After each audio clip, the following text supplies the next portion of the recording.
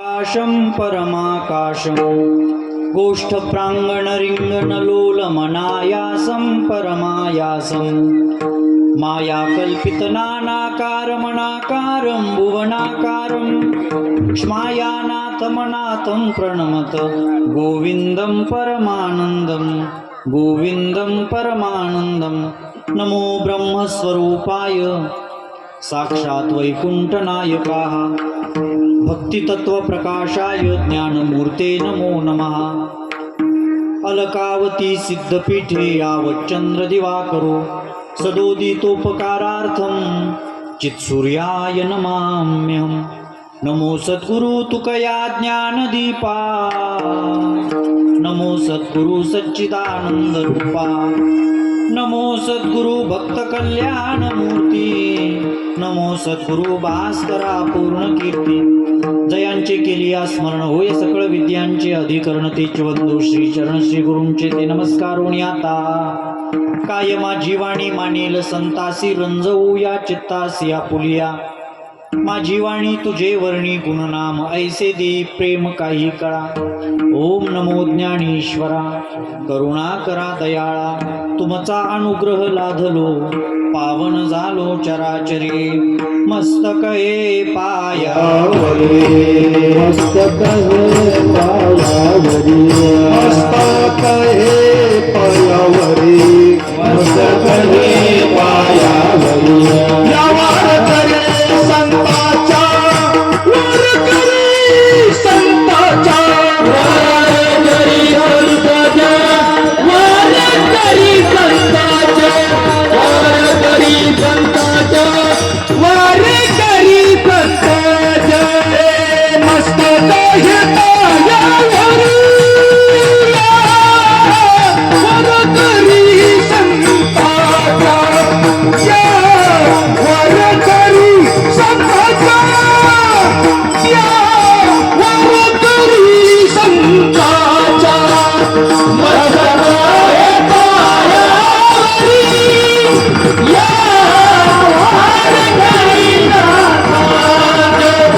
वर करी संताचा वर करी संताचा करोनी उचित प्रेम घाली हृदयात आलो दान मागायास थोर करोनी आस। प्रस्तुत सेवेसाठी गायलेला अभंग जगद्गुरु जगद्वंदनीय समर्थ श्री तुकोबाराया यांचे कनिष्ठ बंधू। आवाज का कमी केला? आवाज वाढवा, पहिल्यासारखी क्वालिटी करा आवाजाची। विठ्ठल विठ्ठल विठ्ठल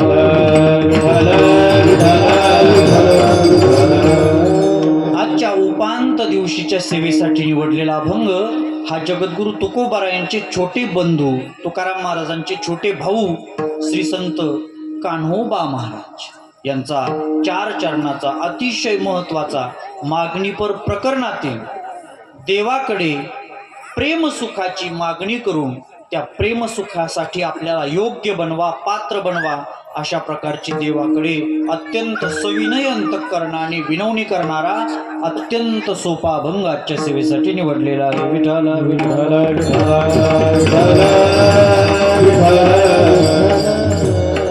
आपल्या श्री क्षेत्र दिंडेवाडी या गावामध्ये मोठ्या भक्तिमय वातावरणामध्ये आनंदमय वातावरणामध्ये त्या ठिकाणी ही भक्ती पंढरी साकारलेली आहे। गेले 7-8 दिवस झाले आपण भक्तीचा त्या ठिकाणी नामचिंतनाचा कीर्तनाचा फुगड्याचा पावल्याचा हरिपाठाचा मनमुराद आनंद लुटलेला आहे आणि आज उपांत्य दिवसाची ही कीर्तनाची सेवा आहे। गेले 6 दिवस आपण जी सेवा केली, कोणी शरीराने सेवा केली असेल, कोणी मनाने सेवा केली असेल, कोणी धनाने सेवा केली असेल। केली ना धनाने? पावत्या कोणाच्या राहिल्या? पावत्या राहिल्या ते फाडून टाका लवकर बरं का, कारण काय होतं माहितीये का, सगळा लोड संयोजक कमिटीवरती येतो बरं का। पावत्या जर वेळेत हे पहा कधी ना कधी फाडाव्याच लागतात ना, आणि नाही जर फाडली देव आपल्याला फाडतो बरं का। त्याच्यामुळे पावत्या लवकर पाडा। आणि आपल्या दिंडेवाडीचे सगळे लोक फार समजदार आहेत, फार भाविक आहेत, अशी अडचण आपल्यावर कधीच येणार नाही। फक्त थोडं लेट पण थेट करतात, नाही का. पण आता लेट तरी कव्हर करायचा, आला ना उद्या का आला. त्याच्यामुळे आमच्या संयोजक मंडळीवरती अतिरिक्त दबाव येऊ देऊ नका, म्हणून सर्वांनी त्या ठिकाणी पावतीचं काम करा. विठ्ठल विठ्ठल सर्वांनी तन मन धनाने या ठिकाणी गेले 6 दिवस सेवा केली. आमचे परमार्थ स्नेही परमार्थ रसिक हरिभक्त परायण ठकाजी महाराज दिंडे, आम्ही त्यांना 2-3 दिवसापासून एक उपाधी दिली, कीर्तन केसरी. ते म्हणले, हो महाराज आम्हाला कशाला कीर्तन केसरी म्हणतात. अहो म्हटलं आम्ही नाही म्हणायचं तर मग म्हणायचं कोणी. काय असतं, आपल्या माणसाचा गौरव आपणच केला पाहिजे हो. आणि आपलं काय माहितीये का, आपल्याला आपल्या माणसाची किंमत कळत नाही महाराज. आपल्या माणसाची किंमत ही आपण केली पाहिजे. एक सांगू, आपल्या गावामध्ये परमार्थाचं चांगलं स्वरूप, ही परमार्थाची सोन्याची दिवस आपल्याला महाराजांसारखे भगवत भक्त आपल्या गावामध्ये आहेत, म्हणून आपल्याला त्या ठिकाणी 2 चांगले दिवस पाहायला भेटतात. आणि एक सांगू का, आपल्या गावाने केलेला परमार्थ, त्या परमार्थाचं इथून माग केलेला परमार्थ, त्या परमार्थाला फळ लागला असं कधी म्हणायचं माहितीये का. आपल्या वाड वडिलांनी केलेला परमार्थ, त्या परमार्थाला फळ लागला असं कधी म्हणायचं माहितीये का. ज्यावेळी एखादा भगवत भक्त आपल्या गावामध्ये असतो त्यावेळी आपल्या वाड वडिलांच्या परमार्थाला फळ लागलेलं असतं. आणि आपल्या दिंडेवाडीचं भाग्य आहे की हरिभक्त परायण ठकाजी महाराज त्या ठिकाणी आपल्याला मार्गदर्शन करतात, सेवा करतात, त्या ठिकाणी आपल्याकडून सेवा करून घेतात. आणि अशा प्रकारची ही आपली गेल्या 6 दिवसापासून सेवा चालू आहे. सर्व ज्येष्ठ श्रेष्ठ मंडळी आहेत नाही का, आमच्या माता भगिनी मोठ्या संख्येने हजर आहेत. तरुण लहान लहान छोटाले बालकं पण आहेत. काही गडबड गोंधळ करतात, काही आपले शांत बसले, काय चाललंय काय टुकू मुकू बघतोय चांगला नाही का, पण बसलेत बरं का. अहो हे लहान मुलं कीर्तनाला लय भाग्य आहे महाराजांचं, लय भाग्य आहे. काही घोडमे होते पण त्याला कीर्तन म्हणजे काय माहित नसतं, येतच नाहीत कीर्तनाला. पण आज कोणी 2 वर्षाचं आहे, कोणी 1 वर्षाचं आहे, कोणी 3 वर्षाचं आहे. हे छोटे छोटेले बाळ कीर्तनाला येऊन बसतात, नाही त्यांना काही कळत, पण पाहतात, ऐकतात, त्या ठिकाणी आनंद घेतात. महाराज पूर्वजन्मीचं यांचं खूप मोठं पुण्य आहे आणि त्यांच्या पूर्वजांचं पण पुण्य आहे. विठ्ठल विठ्ठल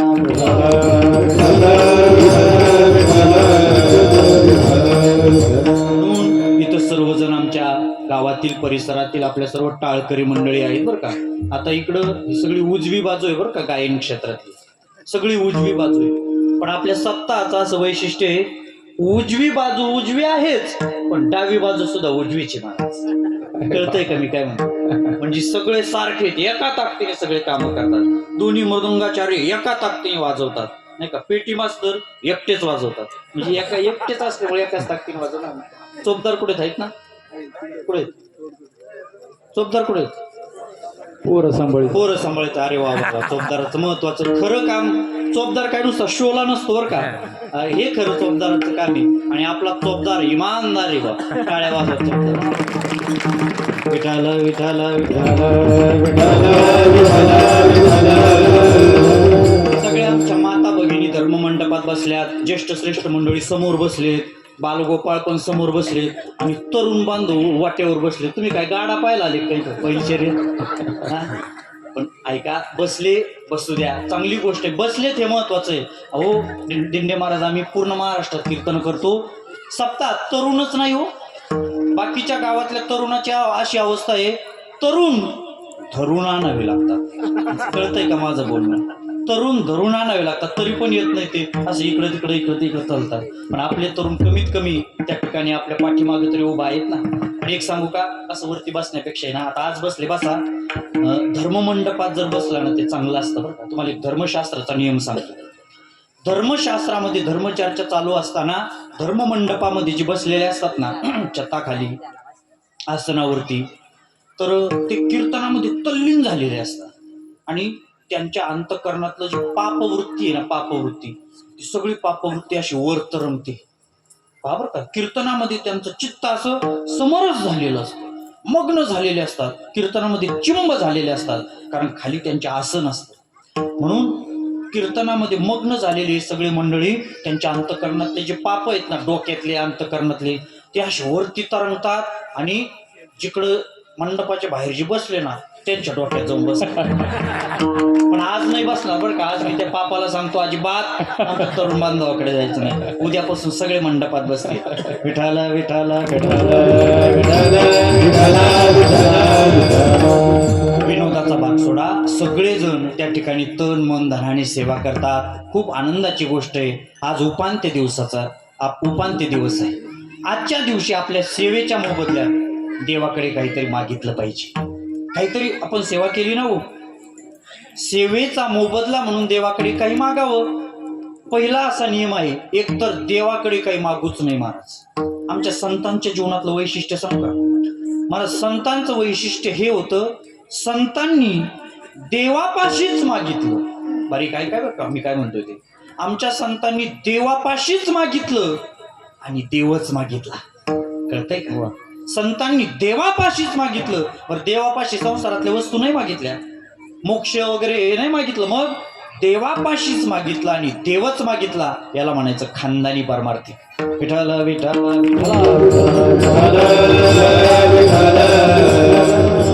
आज आपण जी सेवा केली, देवाला प्रार्थना करायची, विनवणी करायची की देवा, आम्ही जी सेवा केली त्याच्या मोबदल्यात आम्हाला काय पाहिजे? आमच्या संतांनी जे तुझ्याकडे मागितलं ना ते आम्हाला पाहिजे.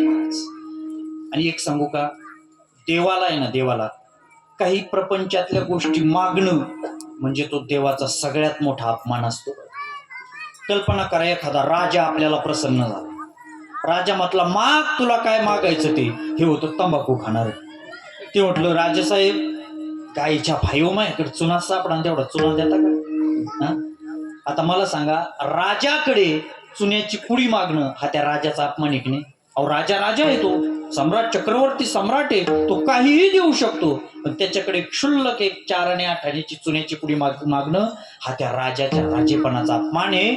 तसं जगाचा राजा पांडुरंग परमात्मा, त्या पांडुरंग परमात्म्याकडे काहीही प्रपंचातलं मागणं म्हणजे त्या देवाचा सगळ्यात मोठा अपमान असतो. मग देवापाशी काय मागायचं? एका देवाविन काही आता बोलण्याची नाही, आता बोलण्याची नाही, आता बोलण्याची नाही. एका देवाविन काही आता बोलण्याची नाही, आता बोलण्याची नाही, आता बोलण्याची नाही. एका देवाविन काही, देवापाशी देवच मागायचं महाराज, बस काही नाही मागायचं महाराज. देवापाशी कसं मागावं हे आमच्या प्रल्हादजीकडून शिकावं बरं का. प्रल्हादजी प्रकार असा झाला, ते हिरण्यकश्यपूने प्रल्हादाला लई त्रास दिला. कशामुळे? नाव घेऊन दी देवाचे हे ब्रीद हिरण्यकश्यपूचे. त्या हिरण्यकश्यपून राजाने आपल्या राज्यामध्ये फरमान काढलं, जो कोणी माझ्या राज्यात देवाचं नाव घेईल त्याला मृत्यूदंड. कोणीच घेत नव्हतं, पण पोटी पोरगाच नाव घेणारा जन्माला होतं. कधी कधी असं नाही का, लय आड मोठा बाप असतो पण पोटी असा सात्विक पोरगा जन्माला येतो. बरं, लय सात्विक बाप असतो पण पोटी असा चोर पोरगा जन्माला येतो. कधी कशा विसंगती घडतात ना. इथं हिरण्यकश्यपू राक्षस आणि पोटी कोण जन्माला आला? भगवत भक्त प्रल्हाद. वा, काय नामस्मरण करायचे प्रल्हादजी. नारायण नारायण नारायण नारायण नारायण, अखंड देवाचं स्मरण करायचे. हिरण्यकश्यपूने त्या प्रल्हादाला मारण्यासाठी जगातले सगळे उपाय केले बरं का. त्याला विष पाजून पाहिलं, प्रल्हादाला काहीच नाही झालं. त्याला फाशी देऊन पाहिलं, त्या प्रल्हादाला काहीच नाही झालं. उकळत्या तेलाच्या कढईत टाकलं, काहीच नाही झालं. डोंगरावरून कडेलोट केला, हा बाबा जसाची तसाच, काहीच नाही झालं प्रल्हादाला. शेवटी वैतागलं ते हिरण्यकश्यपू. अरे सांग, तुझा देव कुठे आहे? लय देव देव देव देव करतो, कुठे आहे तुझा देव? प्रल्हादजी म्हणतात, बाबा कुठं आहे हे नका विचारू, कुठं नाही ते मला सांगा. एको देव सर्वभूतेषु गुणा, सर्वव्यापी सर्वभूतांतरात्मा, कर्माध्यक्ष सर्वभूतादिवासः, साक्षी चेता केवलो निर्गुणश्च. माझा परमात्मा सगळीकडे आहे महाराज. विठ्ठल जळी स्थळी भरला, रिता ठाव नाही उरला, आजम्या दृष्टीने पाहिला विठ्ठलची, भरला घनदाट हरी दिसे. सगळीकडे माझा देव. ते हिरण्यकश्यपू शेजाऱ्याचा खांब होता, खांब. त्या खांबाकडे पाहिला आणि प्रल्हाद म्हटला, अय प्रल्हादा,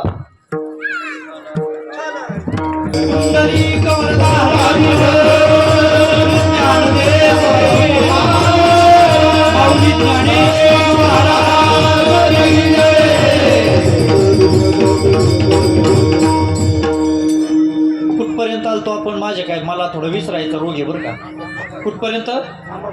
जेवणापर्यंत? खांबापर्यंत होय. मला एक वलची हवाय पोन खांबापर्यंत आलतो. खांबापर्यंत मला थोडं विसरायचं आजार आहे बरं का, सांगत जा. खांबापर्यंत आलतो आपण. हिरण्यकश्यप म्हणतो त्या खांबात आहे का देव तुझा?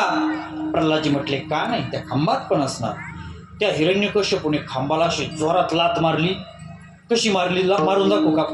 खांब लांब आहे आणि माझ्या पण पायात जखम झाली म्हणून नाही मारून दाखव. पण अशी जोरात लात मारली महाराज. काड काड काड काड काड खांब मोडून पडला. कोण प्रगट झालं महाराज?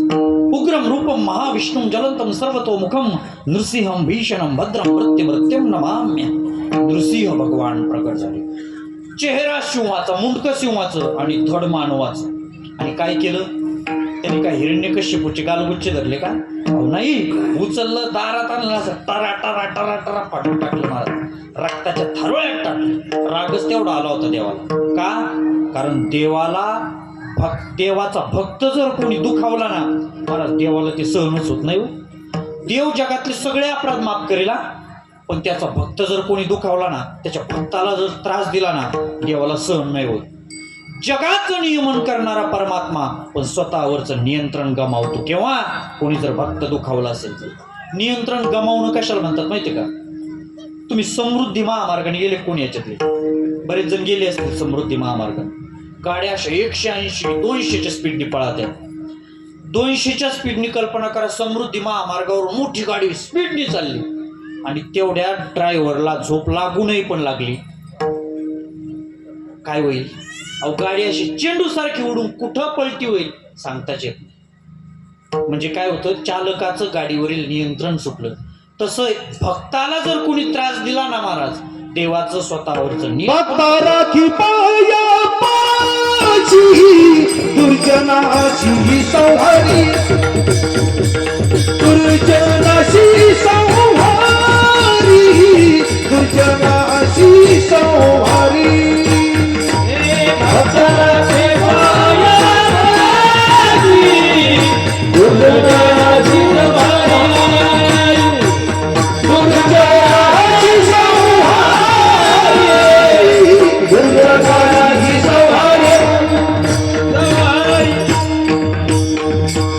भक्ताचं पायापाशी रक्षण करतो जो दुर्जन असेल त्याचा संहार करतो. देवाला सहन होत नाही महाराज. देवाने हिरण्यकश्यपूला फाडून टाकलं आणि त्या ठिकाणी प्रल्हाद हात जोडून उभे राहिले देवाच्या समोर. थरथर कापायला लागले प्रल्हादजी आणि देवाचं नामस्मरण करायला लागले. नारायण नारायण नारायण, देवाची आराधना करायला लागले. पण देवाला, प्रल्हादाला पाहिल्याबरोबर देवाचा राग शांत झाला. प्रल्हादाला उचलून घेतलं, त्याचे मुके घेतले, अंजारलं, गोंजारलं, त्याच्या डोक्यावरून पाठीवरून हात फिरवला आणि देव म्हणतात, प्रल्हादा, अरे काय भक्ती केलीस तू माझी, एवढा तुला त्या राक्षसाने त्रास दिला पण तू माझी भक्ती सोडली नाही. बरं वाह, मी प्रसन्न आहे तुझ्यावरती, काय लागतं ते माग. त्यावेळी प्रल्हादजी म्हणतात, देवा अरे भक्ती तुझी करावी, विनाशी परमात्म्याची भक्ती करावी आणि त्याच्याकडे अविनाशी परमात्म्याची भक्ती करावी आणि त्याच्याकडे विनाशी गोष्ट मागावी, हा तुझा अपमान येणार आहे देवा. मी तुझ्याकडे कसं मागल, मला काहीच नको. देव म्हटले, नाही प्रल्हादा, काहीतरी माग. प्रल्हादजी म्हणतात, देवा तुझ्याकडे काही मागावं अशी बुद्धीच मला उत्पन्न होऊ दे. काय मागतात ऐकावं का प्रल्हादजी? तुझ्याकडे काही मागावं अशी बुद्धीच माझ्या उत्पन्न होऊ नको, डोक्यात होऊ देऊ नको. देव म्हटले, नाही प्रल्हादजी, काहीतरी माग, काहीतरी माग, काहीतरी माग. त्यावेळी प्रल्हादजी देवाकडे मागणी करतात. ऐका बरं, यदा कदाचित देव जर तुम्हाला प्रसन्न झालाच, तसा होणार नाही लवकर, पण झालाच तर देवाकडे काय मागावं, प्रल्हादजीकडून शिकावं. प्रल्हादजी म्हणतात, देवा ऐक, या प्रीतीर विवेकानं विषयेश्वन पायिनी त्वामनुस्मरत सामे हृदयान माप समर्पतो. देवा विषयी माणसाचं, कामी माणसाचं विषयावरती जसं प्रेम असतं ना, तसं प्रेम मला तुमच्या चिंतनाविषयी द्या. काय मागितलंय प्रल्हादाने मला, असं देवाकडे काहीतरी मागावं महाराज. देव म्हटले, अरे प्रल्हादा, हे तर आहेच तुझ्याकडे, आणखी काहीतरी माग. मग प्रल्हादजी मागतात बरं का. शेजारी बापाचा रक्ताच्या थारोळ्यात पडलेला, फाडून टाकलेला देवाने. प्रल्हादजी बापाकडे पाहतात, देवाकडे पाहतात, बापाकडे पाहतात, देवाकडे पाहतात आणि म्हणतात, देवा तू देशील ना मला? हो देईल. मग ऐक देवा, अरे तुझ्या ह्या राक्षसाला फाडलंय ना, माझा बाप आहे, मला जन्म दिलाय त्याने, मला माहितीये तू फक्त अपराध कधी माफ करीत नाहीस, पण देवा माझा जन्मदाता पिता आहे, त्याला तेवढं फक्त अपराधातून माफ कर. त्याने मला लय त्रास दिलाय, पण देवा माझा बाप आहे या नात्यानं तू काय कर, त्याला माफ कर. महाराज कसं हृदय असेल ओ प्रल्हादाचं. आता प्रल्हादाच्या जागेवर जर तुम्ही आम्ही असतो आणि आपल्या म्हाताऱ्याने आपल्याला एवढा त्रास दिला असता तर आपण काय म्हटलो असतो, देवा लय खोडीचं होतंय म्हातारा, याचं आणखीन काय करता आलं तर करून टाक म्हटलं असतो की नाही. हो म्हणतात राव तुम्ही खुशाल. हा विठ्ठल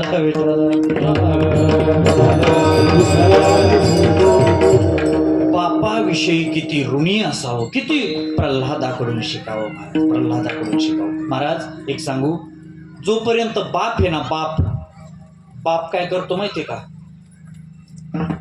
बाप आपल्या जीवनामध्ये किती दुःख आले, संकट आले, पहाडाप्रमाणे बाप संकटाचा सामना करतो. आपल्या मुलाबाळावर संकट येऊ देत नाही महाराज. वाटेल ते दुःख झेलतो, वाटेल ते. तो का म्हणे, निधी गांजो आणि काशी उदार जीवाशी आपुलिया. स्वतःच्या जीवावर उदार झालेला असतो बाप, आणि आपल्या मुलाचा प्रपंच मोठा व्हावा याच्यासाठी रात्रंदिवस खपत. बाप करी जोडी लेकराची ओढी, आपण करवंती वाळोडी, आपण करवंती वाळोडी. बाप करी ओढी लेकराची ओढी, आपण करवंती वाळोडी.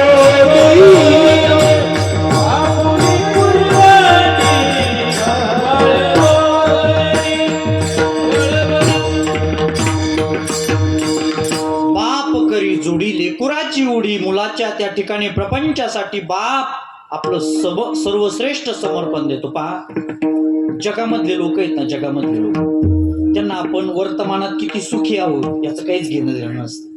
आपलं भविष्य काय आहे, काय राहील याचं पण लोकांना घेणं देणं नसतं. लोक काय करतात माहितीये का, आपण भूतकाळात काय चुका केल्यात या चुकात चघळत बसते. पण बाप नावाचा देव ऐका कसा असतो, आपल्या मुलाचं भविष्य चांगलं असावं याच्यासाठी बाप नावाचा देव स्वतःचं वर्तमान जाळत असतो, त्याला बाप म्हणतात. म्हणून एक सांगू, आपल्या जन्मदात्या बापाला कधी विसरायचं नाही. आपल्या बापाला आहे ना एखाद्या बादशहासारखी इज्जत द्यायची. तरुण मुलांना ऐका, आपल्या जन्मदात्या बापाला आहे ना एखाद्या बादशहासारखी इज्जत द्यायची. का? कारण तो असेपर्यंत आपल्याला जगाचा बाप केवळ काशी, बाप केवळ काशी, बाप केवळ काशी, बाप केवळ काशी. बाबांनी सुंदर प्रमाण दिलं की आईबाप हे केवळ काशीच, जगातले सगळे तीर्थ आईबापाच्या चरणाशी त्या ठिकाणी विराजमान असतात. मी सांगत होतो, आपल्या बापाला एखाद्या बादशहासारखी इज्जत द्यायची. का? कारण तो जोपर्यंत जिवंत आहे ना, आपल्याला कोणापुढे तो झुकून देत नाही बरं का बाप. हा, आपल्याला कोणापुढे, उलट आपल्यासाठी तो वाटेल त्याच्या समोर झुकायला तयार असतो महाराज. अहो सर्वसामान्य गोष्टी सोडून द्या, स्वतःच जीवन सुद्धा संपायला बाप तयार असतो आपल्या मुलाबाळाच्या हितासाठी महाराज. एवढ्या बापाचं त्या ठिकाणी त्याग असतो. म्हणून आपल्या बापाच्या त्यागाला जीवनात कधी विसरायचं नाही. एक थोडं सोपं सांगू का, जीवनामध्ये दोनच गोष्टीला घाबरायचं बरं का. जीवनामध्ये दोनच गोष्टीला घाबरायचं. कोणत्या? जीवनामध्ये पापाला घाबरायचं. पापाला, पापा म्हणजे ते मुसलमानाचा पापा बाईने सांगत बरं का, पाप. जीवनामध्ये पापाला घाबरायचं आणि जन्मदात्या बापाला घाबरायचं. बस, तुम्हाला जीवनात काहीच कमी नाही पडणार. पाप करायला घाबरायचं, जीवनात पाप नाही करायचं, दुसऱ्याचं वाईट कधीच नाही करायचं, वाईट चिंतन नाही करायचं, आपल्याला कोणापासून त्रास होईल असं वागायचं नाही. म्हणजे पापाला घाबरायचं आणि आपल्या जन्मदात्या बापाला घाबरायचं. जीवनात काहीच कमी पडत नाही महाराज. बापाचा अमोघ आशीर्वाद असतो महाराज. आणि एक सांगू, आई बापाचा जर अंतःकरणातून तुम्हाला आशीर्वाद भेटला ना, अहो जा, जगात तुम्हाला काहीच कमी नाही पडणार. महाभारताचा सिद्धांत सांगतो तुम्हाला, माता क्षितेश तनू, आई बाप साक्षात पृथ्वीचं स्वरूप आहे. जगातले सगळे तीर्थ बाबांनी आता प्रमाण दिलं की आई बापाच्या चरणाशी विराजमान असतात. ज्ञानोबराय सांगतात, सकळ तीर्थाची धुरे जी का माता पित्रे त्या शिवीशी किर शरीरे लोण की जे, म्हणून बापाविषयी ऋणी असो. महाराज आम्ही कधी कधी कीर्तनाला जातो बरं का, दिंडे महाराज. काही काही लोकांचं लय आश्चर्य वाटतो. लोक सांगतात, महाराज समोरची जी 50 एकर शेती आहे ना पठ्ठ्याने घेतली बरं का. बापाचं काही नाही बरं का महाराजाच्या. महाराज समोरचे जे 2 JCB दिसतात ना पठ्ठ्याने घे, बापाचं काही नाही बरं का, पठ्ठ्याने घेतले ते. महाराज दारासमोर ज्या 2-3 गाड्या दिसतात ना पठ्ठ्याने घेतल्या बरं का, याच्यात बापाचं काही नाही. महाराज हे दिसतं एवढा कोट्यवधीचा बंगला पठ्ठ्याने बांधलाय बरं का, याच्यात बापाचं काही नाही. आम्ही मनात म्हणत असतो याच्यातलं काहीच बापाचं नाही, पण तू तर आहेस ना बापाचं. अहो बापाने आपल्याला सोन्यासारखा देह दिलाय, आणखी काय द्यायला पाहिजे हो?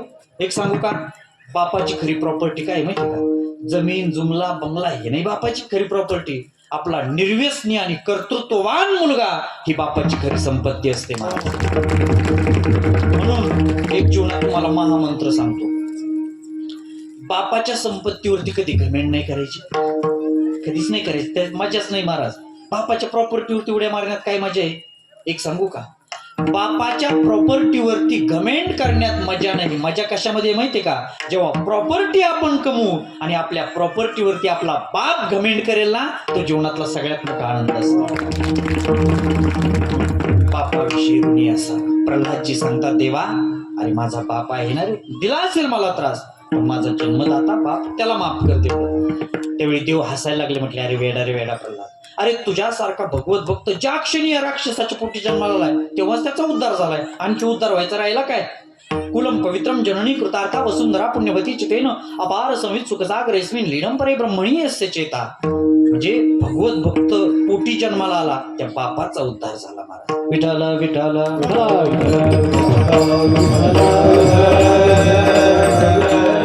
म्हणून मी सांगत होतो की प्रल्हादजींनी देवाकडे कसं मागितलं पहा. एक तर देवा काही नको, दुसरी गोष्ट तुझ्याकडे काही मागावा अशी मला बुद्धी पण नको, तिसरी गोष्ट द्यायचं असेल तर ते कामी माणसाचं जसं विषयावर प्रेम असतं तसं प्रेम मला तुझ्या चिंतनाविषयी दे. काय सुंदर मागतात तो प्रल्हादजी. आणि हीच आमची संतांची परंपरा आहे बरं का. काही मागणे आमावचित, काही मागणे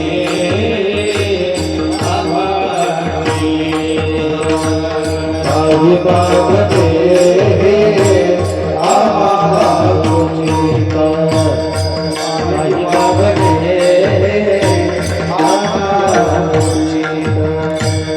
वडिला सिरिक जानत सो, वडिला सिरिक जानत सो, काही मागणे आम्हाचित, काही मागणे आम्हाचित.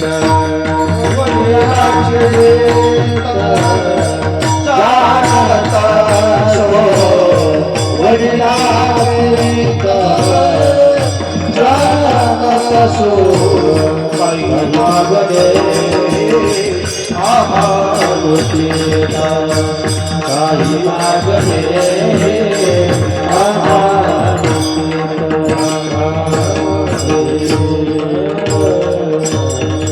देवा तुझ्याकडे काही मागावं हे आमच्या दृष्टीने चुकीचं आहे, कारण आमच्या वाडवडिलांनी कधी तुझ्याकडे काही मागितलं नाही. मग काय मागितलं?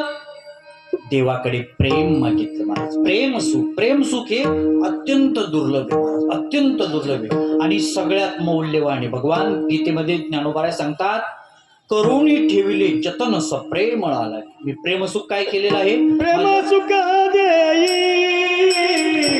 प्रेमसुख देई, प्रेमसुख देई, प्रेमसुख देई, प्रेमसुख देई,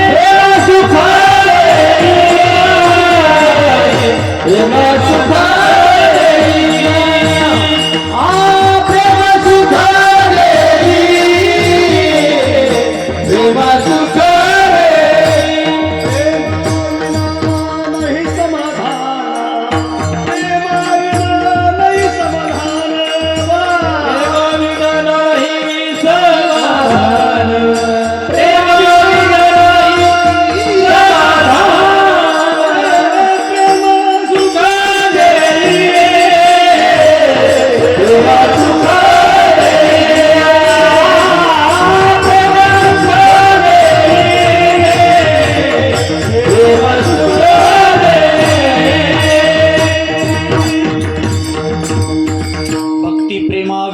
ज्ञान नको देवा अभिमान नित्य नवा तयापाशी प्रेम सुख दे प्रेम सुख दे प्रेमे विन नाही समाधान देवा आम्हाला प्रेम दे. प्रेम म्हणजे काय हो?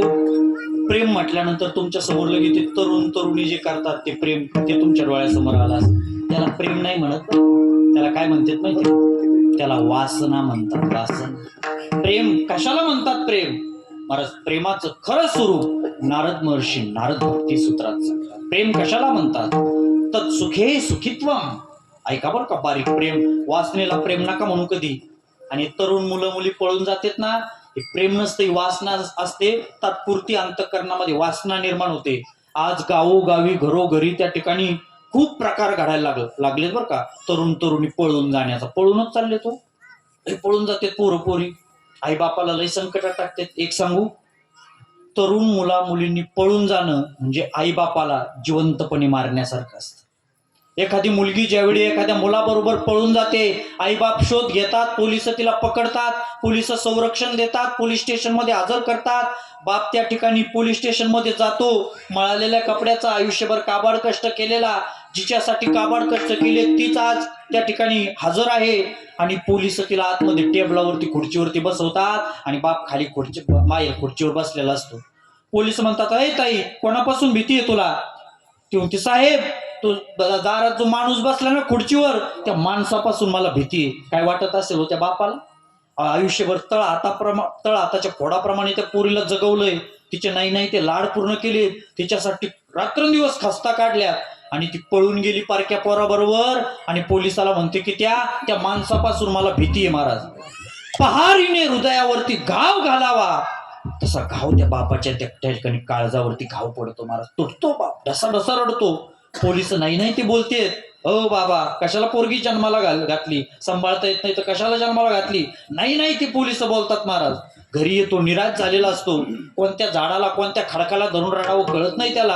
काय गुन्हा केलाय त्या बापाने सांगा ना मला. त्या मुलीचे लाड कोड कौतुक करून गुन्हा केलाय? नाही हो. एक सांगू, आपल्या जन्मदात्या बापाला ज्यांनी दुखावलं ना तो आयुष्यात कधी सुखी राहू शकत नाही. म्हणून आपल्या बापाला कधी दुखवायचं नाही, आपल्या आईला कधी दुखवायचं नाही. विठ्ठल विठ्ठल.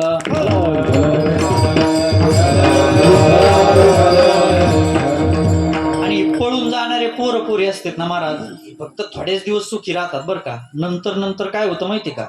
एवढे वाईट दिवस येतात ना, त्या इंदुरीकरांच्या भाषेमध्ये कडी लव भांडे घाशी येतात आतमध्ये. एवढे वाईट दिवस त्यांच्यावरती येतात. म्हणून आयुष्यामध्ये असं पाऊल कधीच उचलू नका. आपल्या जन्मदात्या बापाचं एकदा क्षणभर विचार करा. विठ्ठल विठ्ठल विठ्ठल.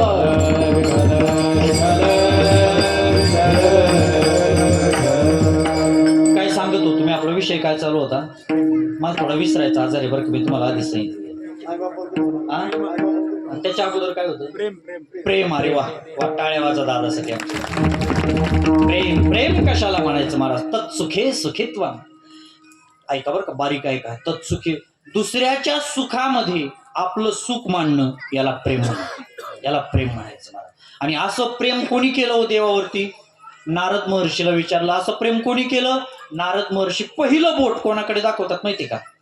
यथा व्रज गोपिकांना, व्रज गोपिकांनी जी भक्ती केली महाराज तिला खरं प्रेम म्हणतात. तसं प्रेम देवावरती करायचं. अहो त्या बाजारात जर लोणी वगैरे विकायला निघल्या ना, गोविंद घ्या कोणी, दामोदर घ्या गे. उद्या काल्याच्या प्रकरणामध्ये तुम्ही ऐकणारच आहात. कोणी दामोदर घ्या, गोविंद घ्या म्हणजे डोक्यावर लोणी, पण म्हणतात काय? गोविंद घ्या. म्हणजे कृष्ण प्रेमामध्ये एवढ्या रत झालेल्या त्या गोपिका, याला प्रेम म्हणतात. प्रेमामध्ये शहाणा माणूस वेडा होतो आणि ज्ञानामध्ये वेडा माणूस शहाणा होत असतो. विठ्ठल विठ्ठल विठ्ठल. गोपिकांचं देवावरती कसं प्रेम होतं तुम्हाला एका उदाहरणाने सांगतो बरं का. झालं असं की भगवान कृष्णाच्या ज्या राण्या होत्या ना, किती होत्या? 16,108 होत्या. त्याच्यापैकी 8 मुख्य होत्या. तर त्या राण्या देवावरती लय प्रेम करीत होत्या बरं का. लय प्रेम करायच्या महाराज. रुक्मिणी, सत्यभामा वगैरे, जांबुवंती लय देवावर प्रेम करायच्या, लय देवाची सेवा करायच्या. पण बसतानी बोलतानी जर एखादी वेळी प्रेमाचा विषय निघाला ना, लगेच देवाच्या डोळ्यातून अश्रू व्हायला लागायचे. आणि प्रेमाचा विषय निघाला की देव काय म्हणायचे? वा, प्रेम करावं तर माझ्या गोपिकांनी प्रेम करावं, मथुरेतल्या गोपिकांनी प्रेम करावं. त्या राण्याला लय वाईट वाटायचं महाराज. अरे आपण देवावर एवढं प्रेम करतो, प्रेमाचा विषय निघाला की हे रडत आहे बाबा आणि त्या गोपिकाची आठवण काढते. म्हणजे आम्ही काय प्रेम नाही करीत का? आणि काय असतं माहिती का, एखादी बाई जेव्हा सुंदर मन लावून स्वयंपाक करते आणि एखाद्याला जीव घालते आणि हे ठोंबे आहे ना नुसता जीवन हात दोन निघून जातो, त्या बाईला लई वाईट वाटतो. अहो एवढं तन मन धनाने या ठिकाणी सेवा केली, स्वयंपाक केलाय, यांनी 2 शब्द तरी म्हणायला पाहिजे की आई स्वयंपाक लई सुंदर झाला बरं का, स्वयंपाक लई छान झाला पाहिजे बरं का, आणि हात धुतोय सोंड्यासारखं निघून जातंय. अहो त्या माऊलीला लई वाईट वाटतं. तसं त्या राण्याला असं वाटायचं की आपण एवढी देवाची सेवा करतो, एवढं प्रेम करतो, आणि प्रेमाचा विषय निघाला की भगवान कृष्ण रडतात काय आणि त्या गोपिकाचं नाव काय घेतात.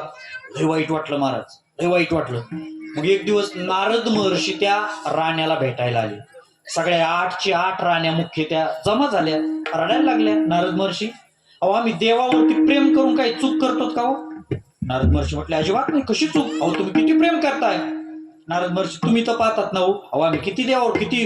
आणि खरंच महाराज देवाच्या राण्या किती प्रेम करीत होत्या माहितीये का.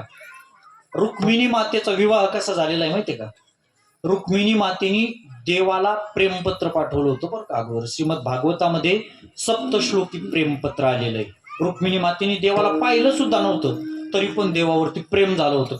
देवाचे गुण ऐकून देवावर प्रेम झालं होतं. आणि रुक्मिणी मातेने काय केलं, 7 श्लोकाचं प्रेमपत्र लिहिलं बरं का. श्रुत्वा गुणान भुवन सुंदर शृण्वतान्ते निर्विश्य कर्ण विवरैर हरतोंगतापम रूपम दृश्यम दृश्यमताम अखिलार्थलाभम त्वय्यच्युता विशति चित्तमपत्रपम मे कात्वा मुकुंद महती कुलशील रूप विद्या वयो द्रविणदाम विरात्मतुल्यम धीरापती कुलवतीम नरुनीत कन्या काले नृसिंह नरलोक मनोभिरामम तन्मे भवान खलूर्त पतिरंग जाया मात्मार्पितस्य भवतोत्र विभो विदेही मावित भागम विमर्शतु चैद्य आरात गोमा इवन मृगपतेर बलिमम मुजाक्ष. हे 3 श्लोक झाले. आणखी किती राहिले? 4. म्हणून दाखवू काय बाकीचे 4? कशाला दुसऱ्याच्या प्रेमात डोकं घालायचं आपल्याला, आपण आपलं पाहायचं, नको जाऊ द्या राम त्याच्या, वेळ कमी आपल्याकडे. असं 7 सप्तश्लोकी प्रेमपत्र पाठवलं बरं का. म्हणजे काय, श्रुत्वा गुणान भुवन सुंदर शृण्वतान्ते. अहो देवाचे गुण श्रवण करून आमच्या रुक्मिणी मातेने स्वतःला देवाला समर्पित केलं. म्हणजे किती प्रेम केलं असेल. पण एवढं प्रेम केलं, 8 राण्या प्रेम करतात तरी देव प्रेमामध्ये राण्याची दखलच घेत नाही, त्या गोपिकाचंच वर्णन करतात. नारद महर्षी म्हटलं ही गोष्ट खरी आहे गाड्या, तुमचं प्रेम किती मी पण पाहतो, देवाने असं का करावं, हा अन्याय तुमच्यावरती. राण्या म्हटल्या मग नारद महर्षी तुम्हीच आमची तक्रार घेऊन देवाकडे जाणार, काय अडचण नाही म्हटले, जातो मी. मग नारद महर्षी देवाकडे गेले. आता देव म्हणजे चतुरातु शिरोमणी, हे कशासाठी आलाय देवाला अगोदरच माहिती. मग देवाने एक नाटक केलं. काय, नारद महर्षी दिसल्यावर लगेच डोक्याला कचकेन हात लागला. अयो लय डोकं दुखत आहे. आता हे लय सोंगाड्या बरं का, खेळतो येणीची खेळावा, लय सोंग करण्यात पटाईत मारा. चतुरातु शिरोमणी गुण लावण्याची खाणी. देवाने डोकं धरलं, असे नाटकं सुरू केली. लोळायचं काय आणि इकडं काय करायचं आणि टंगड काय करायचा, लय लोळायला लागला. ते पण नारद महर्षीच्या पोटात तुटायला लागलं. अहो देवा काय झालं? काही नाही नारदा, अरे डोकंच लय दुखतंय, भयंकर डोकं दुखतंय. अरे मग चल MD डॉक्टरकडे जाऊ ना. सगळ्याकडून जाऊन आलो पण तरी राहीना. सगळे कोर्स पूर्ण केले, MRI काढलाय, आणखी कोणता आय काढलाय, सगळे काढले, सगळं केलं, पण हे डोकंच काय राहीना. आता काय करावं? मग देवा आता काय करायचं? काही नाही, एक औषध आहे. काय लगेच सांगा. औषध असं आहे म्हटले, माझा जो कोणी भक्त आहे, माझ्यावर प्रेम करणारा जो कोणी भक्त आहे, त्याच्या पायाची माती जर आणली आणि ती मी प्राशन केली आणि कपाळाला जर लावली तरच माझं डोकं बरं राहील, नाही तर नारदा माझं काय खरं नाही गाड्या, अंत्येष्टी साहित्य आणून ठेव. नारद म्हटलं देवा असं का बोलतात हो? अहो तुमचे कितीतरी भक्त आहेत, चला मी आत्ता आणतो. आणि नारद महर्षी लगेच राण्याकडे गेले. राणे म्हटलं हो नारदजी सांगितलं का देवाला आमची तक्रार? ते म्हटले थांबा तुमची तक्रार, इथं माझं काय चालेल तक्रार. अहो देवाचं प्रचंड डोकं दुखतंय, तुम्हाला काही वाटतं का? मग त्या म्हटलं अहो तिकडे दवाखान्यात जायचं, इकडे काय झाले? मग दवाखान्यात जा अगोदर. अहो दवाखान्यातच आलोय मी, औषध तुमच्याकडेच आहे. राणे म्हटले आमच्याकडे काय औषध आहे? ते म्हटले पा देवाचं डोकं प्रचंड दुखतंय आणि देवाचं डोकं जर बरं करायचं असेल, देवावर प्रेम करणारा त्याचा जो कोणी भक्त असेल त्याच्या पायाच्या चरणाची धूळ पाहिजे. राणींनी सगळ्या 8ची 8 राणींनी 15 पाय पुढे केले. बरोबर ना? एखाद राहिला काय पाय? 16, 8 दुनी 16 नाही का? 16 पाय पुढे केले. नारद महर्षी हे घ्या आमच्या पायाची माती. नारद महर्षी पायाची माती घ्यायला लागले. पण ते म्हटले थांबा, तुम्हाला काही कळतंय का? काय? तुमच्या पायाची माती देवाच्या डोक्याला लावली. अहो त्रिभुवन सुंदर, त्रिभुवन पवित्र देव तुमच्या पायाची माती जर देवाने डोक्याला लावली, अरे तुम्ही 7 जन्म नरकात पडताल ना महाराज. ते 16 पाय सारखी मागं झाले. अरे नको रे बाबा, आपल्याला तिकडे काय करायचं ते पाहून येते. हे खरं आहे नारद महर्षी, आमच्या मातीने देवाचं डोकं बरं होईल, पण आम्ही नरकात पडू. सगळे मागं सरकले महाराज. मग नारद महर्षी इकडं तिकडं हिंडले. बरं, नारद महर्षी स्वतः आपण बप होतेच ना, त्यांचं नाही ध्यानात आलं नाही का, इकडं तिकडं हिंडले, निराश झाले. देवाकडे आले, देव डोकं धरूनच बसलेलं. देव म्हटले आणलं का औषध? नाही ना, कुठंच नाही. त्या राण्याकडे गेलते का? त्यांच्याकडे तर पहिला गेलतो, मग नाही भेटलं. तरी पण सगळीकडे हिंडले का? सगळीकडे हिंडलो. तिकडं मथुरेत गेलता का माझ्या गोपिकाकडे? हा, तेवढीच जागा राहिली. म्हटलं जाणं म्हटले. मग तिकडं नारद महर्षी गेले.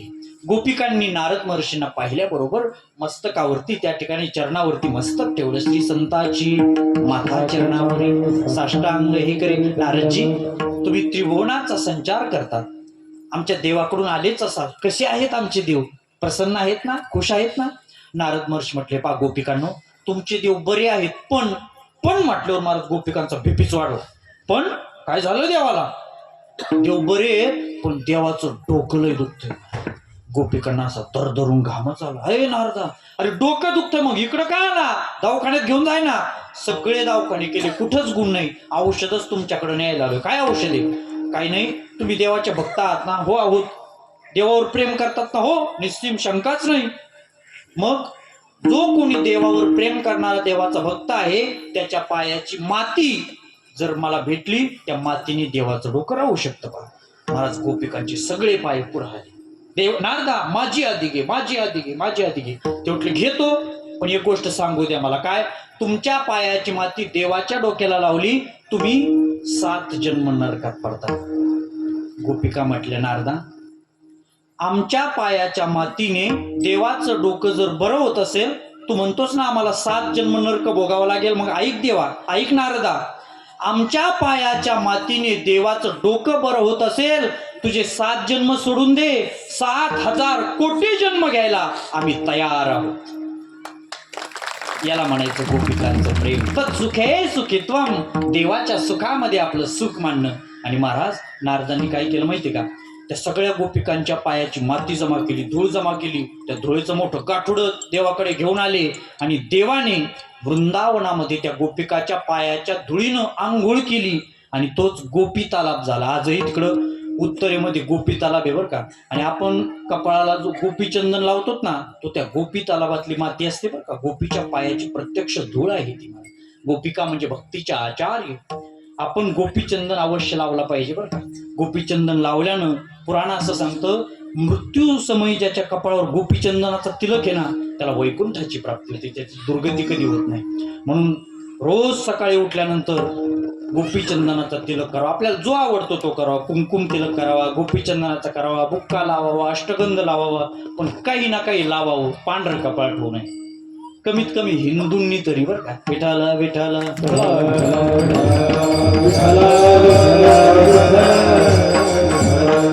असं प्रेम, असं मौल्यवान प्रेम, मौल्यवान प्रेम. प्रेम फार मौल्यवान.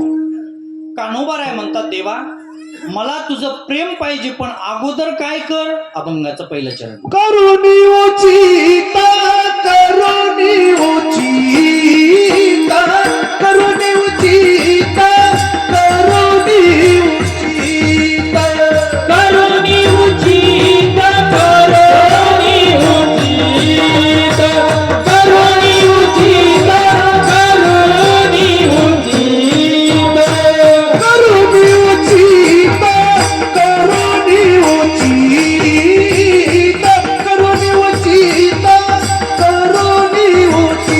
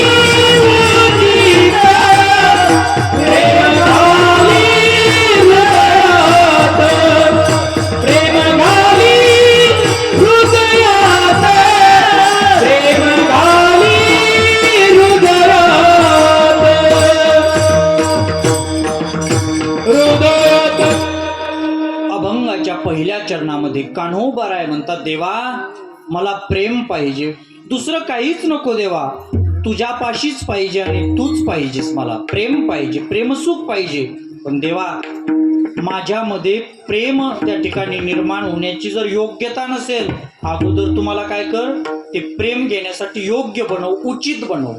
करोनी उचित पहा, ज्ञान प्राप्त करण्यासाठी योग्यता पाहिजे. कोणालाही ज्ञान नाही प्राप्त होत महाराज. ज्ञानासाठी काय पाहिजे?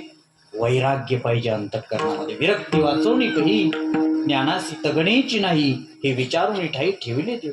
अंतःकरणामध्ये वैराग्य असल्याशिवाय त्याला भगवत साक्षात्कार होऊ शकत नाही बघा, त्याला ज्ञान प्राप्त होऊ शकत नाही. अंतःकरणामध्ये विरक्ती पाहिजे, विरक्त अंतःकरण पाहिजे. विरक्ती म्हणजे काय? विगत हा राग हा संसार यस्मात सह वैराग्य. वैराग्य म्हणजे संसार सोडणं, याला वैराग्य नाही म्हणत बरं का. संसाराची आसक्ती सोडणं याला खरं वैराग्य म्हणतात.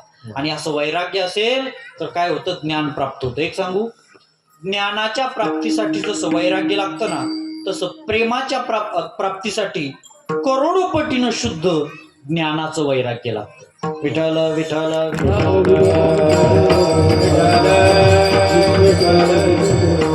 एवढी मोठी मौल्यवान गोष्ट कान्होबा मागतात. त्याच्या अगोदर विचार करतात की मी खूप मौल्यवान गोष्ट देवाकडे मागतोय, पण माझ्या योग्यतेचं काय? म्हणून देवा अगोदर मला योग्य बन. काय असतं माहितीये का? एखाद्या माकडाच्या हातात किती पण मौल्यवान खेळणं दिलं, किती पण मोठं सोनं दिलं, त्या माकडाला त्याची काही किंमत आहे का हो? आता मला सांगा, सोनं आहे, सोन्या नाही बरं का, सोनं आहे. काय तोळा आहे हो सोनं? काय बघितलंच नाही होय? बरोबर, उद्या पहा बरं का बाबा. हा 1.5 लाख रुपये तोळा असावा अशी मी मला पण काय परफेक्ट माहित नाही. मी तुमच्यासारखाच फाटका माणूस आहे बाबा, मला पण काय माहित नाही. 1.5 लाख रुपये तोळा असं गृहीत धरू, बरोबर ना? अनुमान, हा बाबाचा अनुमान, पण कुठं पण अनुमान नका लो बाबा. 1.5 लाख रुपये तोळाचे, 1.5 लाख रुपये तोळा सोनं. असं 10 तोळ्याचं मोठं लॉकेट केलं, कडं आणि ते माकडाच्या हातात घातलं. आणि माकडा म्हटलं, माकडा जाय, त्याला किंमत लागेल का होती काही? ते घेईन इकडं तिकडं, वाकीन तिकडं, देईन गटारात, त्याला काही किंमत लागेल का त्याची? मग मौल्यवान गोष्ट जर एखाद्या माकडाच्या हातात दिली, त्या माकडाला त्याची किंमत नसते. तशी एखादी मौल्यवान व्यक्ती लायकी नसणाऱ्या माणसाच्या संपर्कात जर राहिली ना, त्या माणसाला त्या मौल्यवान व्यक्तीची किंमत लागत नाही. विठ्ठल विठ्ठल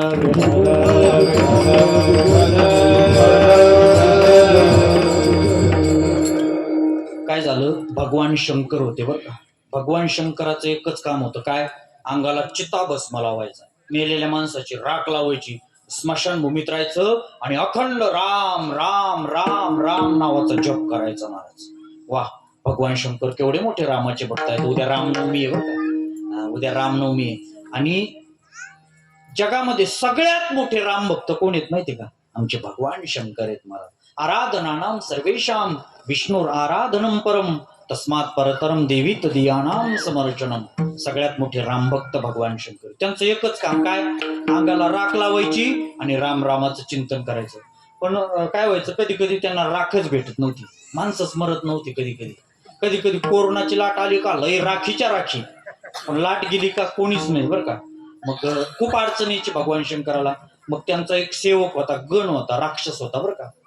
मग त्याला काम सांगितलं की बाबा, जिथं कुठं एखादा मेलेला माणूस असेल तिथली राख मला तू आणून द्यायची, तुला ही सेवा, तुझ्याकडे सेवा. तो म्हटलं काय अडचण नाही. भगवान शंकर साथ देण्याला बसायचे आणि हे राख शोधत हिंडायचं बरं का, सगळीकडे राख शोधत हिंडायचं. पण याला बी कधी कधी सापडत नसायची, कधी कधी उशीर व्हायचा. भगवान शंकराला साधना करण्यास व्यत्यय यायचा, वाट पाहायची त्याची, वैतागले वाट पाहू. मग त्यांनी काय केलं माहिती? त्या राक्षसाला बोलावलं. भगवान शंकरने सांगितलं, बाबा तुला पण राख आणायला कधी कधी उशीर होतो, मग हे पहा मी तुला एक वरदान देतो. काय? एखाद्या वेळी जर राख जर नाही सापडली तर काय करायचं? तुला ज्याच्या वाटेल त्याच्या डोक्यावर हात ठेवायचा, काय अडचण, त्याची राख घ्यायची, घेऊन यायचं, माझ्याकडे राख घेऊन यायची. त्याला आनंद झाला. मग ते काय करायचं माहितीये? त्याला आळशी बनलं महाराज. ते राख कुठं शोधितच नव्हतं. काय करायचं माहितीये का? दिसल त्याच्या डोक्यावर हात ठेवायचं. दिसत. बरं ते असं खाणाऱ्या पिणाऱ्याच्या डोक्यावर नको ठेव बरं का, माळकरी पाहून डोक्यावर आठवतो. हा बाबा दिसला त्याच्या मागच पळायचं ते, बरं का बाबा. पटका दिसला की त्याच्या मागच पळायचं, गळ्यात माळ दिसली की मागच पळायचं. घाबरायला लागले लोक. काय भस्मासुराने काय उद्रेक मांडलाय. सगळे लोक त्या ठिकाणी चिंताग्रस्त झाले. पण आता भगवान शंकराला सांगावं कोणी.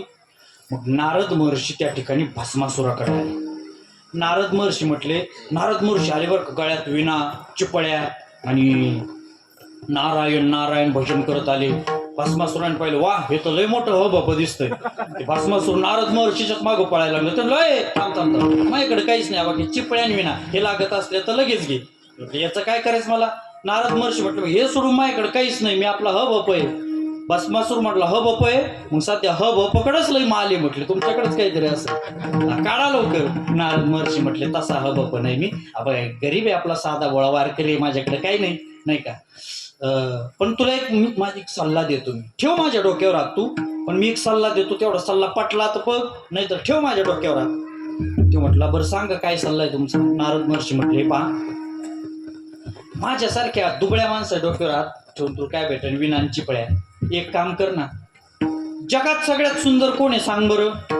ते भस्मासूर म्हटलं, सगळ्यात सुंदर आमच्या मालकाची मालकीनच सुंदरी म्हटलं, पार्वती माता. सगळ्यात त्रिभुवन सुंदरी आहे ती पार्वती माता, सगळ्यात सुंदर आहे.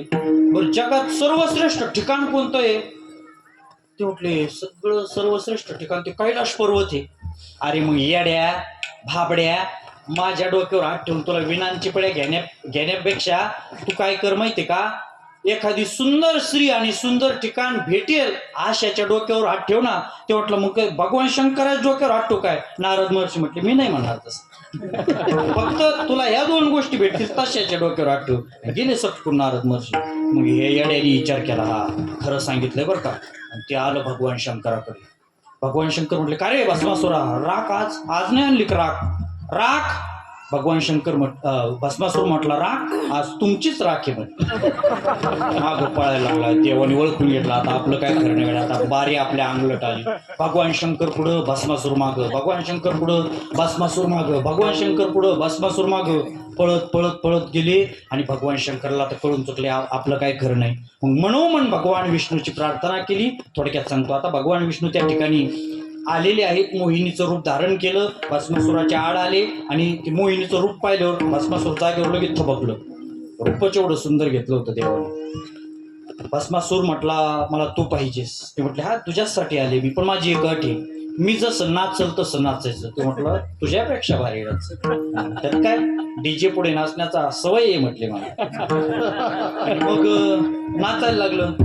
आता मोहिनी नाचायला लागली. तिने अशी स्टेप केली का ते असं करायचं, तिने असं केलं की ते असं करायचं. जी स्टेप करेल ते भस्मासूर स्टेप करायचं. मग तिने स्टेप करता करता करता आपला हात आपल्याच डोक्यावर ठेवला आणि भस्मासुराने पण तसंच केलं. आणि काय झालं, भस्म झाला जागेवर, भस्म करून टाकलं. मला काय सांगायचं, तात्पर्य काय सांगायचं असेल, भगवान शंकराने भस्मासुराला वरदान दिलं, पण काय त्याची योग्यता पाहिली का, नाही पाहिली. देऊन टाकलं वरदान. परिणाम काय झाला, त्यांचाच नियम त्यांच्याच अंगावर उलटला ना. म्हणून कधी कधी मौल्यवान एखादी गोष्ट हातात देताना त्या माणसाची योग्यता पाहणं गरजेचं आहे.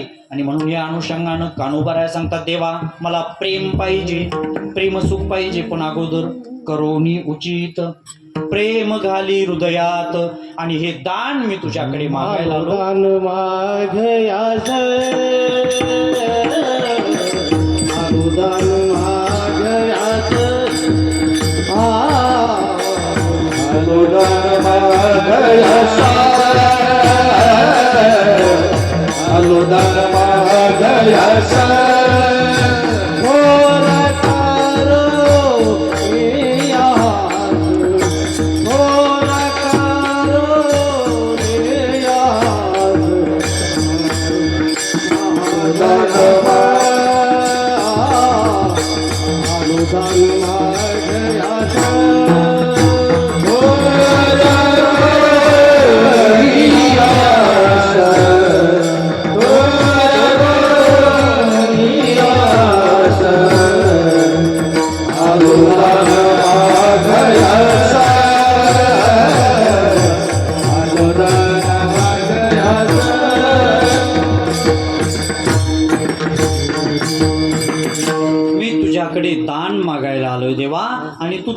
देशील अशी अंतःकरणामध्ये थोर अपेक्षा ठेवून आलेलो आहे.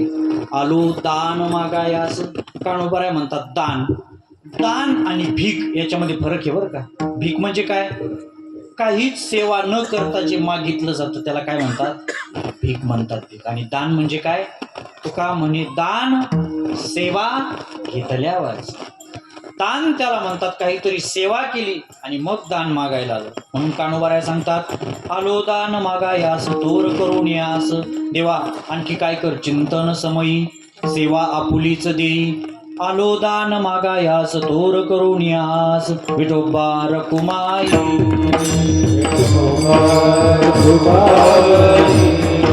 काळी वाजवा काळी.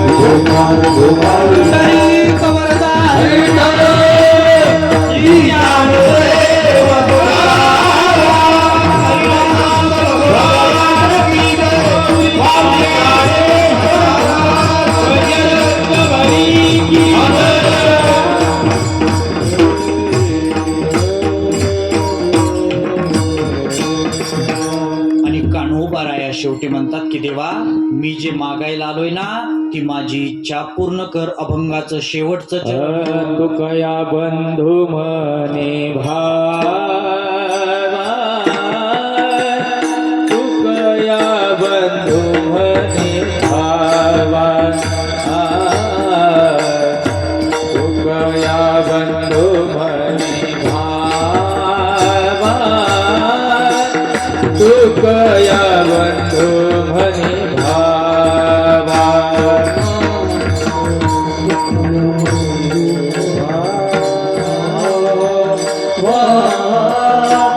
तुकया बंधू मने भावा. तुकया बंधू मने भावा. तुकया बंधू मने भावा. तुकया बंधू मने भावा. मग निर्वावे देवा. तुकया बंधू मने भावा. मग निर्वावे देवा. मग निर्वावे देवा. मग निर्वावे देवा. आलो दान मागयासे. आलो दान मागयास. ओ आलो दान मागयास. आलो दान मागयास.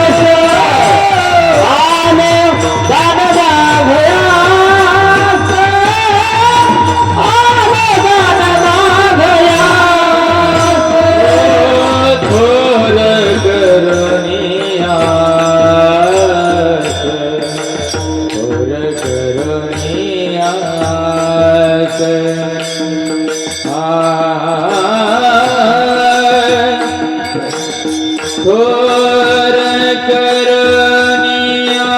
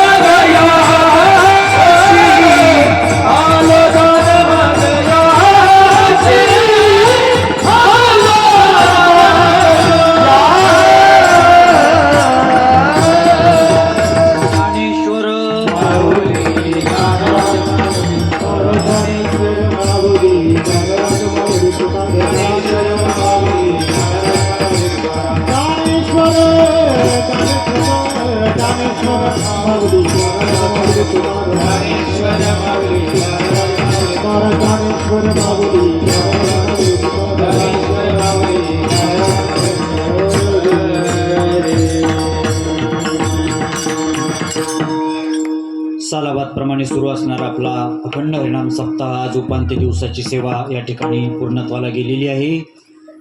समस्त ग्रामस्थ मंडळीचं मी पुन्हा एकदा अभिनंदन करतो. सर्वजण पूर्ण कीर्तन होईपर्यंत कोणी जागेवर हललं नाही, सगळे जागेवरती बसून सुंदर अशा प्रकारची कीर्तन सेवा ऐकली, सर्वांनी मन लावून श्रवण केली.